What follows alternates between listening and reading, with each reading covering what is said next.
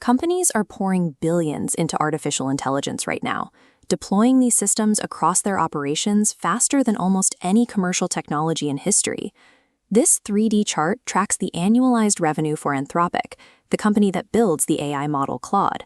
In just a few months, you can see their revenue spiked from roughly $1 billion all the way up to $3 billion. But all that financial momentum obscures a systemic vulnerability. For a large portion of these corporate investments, nobody is actually at the controls. This chart, pulling data from a major study of global executives by HFS Research and Alteryx, illustrates a staggering divide. A full 86% of the surveyed companies are pushing money and resources into AI deployment without a clearly defined strategy. If we zoom in on that remaining 14%, the fraction of companies that actually have a plan, only 6% of those are being actively led by the CEO. In the vast majority of cases, the executive suite hasn't figured out who is actually in charge. Organizations are rapidly installing incredibly powerful, expensive engines into their business models. They are just forgetting to build the steering column or hire a pilot to fly the plane. Researchers actually have a specific term for this systemic disconnect. They call it the AI velocity gap. This graph visualizes the problem. The top line represents the speed of technology, permanently stuck on fast forward. The bottom line shows human governance moving in slow motion. As the technology line accelerates upward, the physical distance between those two lines widens. That widening space is where organizational danger lives. As Alteryx CEO Raj Sundaresan puts it, scaling AI without building the brakes and steering wheel of accountability means you aren't expanding intelligence, you are only expanding institutional risk. That macro-level governance failure doesn't just stay in the boardroom. It trickles directly down to the daily reality of the people working on the ground. Right now, more than half of all employees believe their company is deploying AI for a single purpose: to replace them.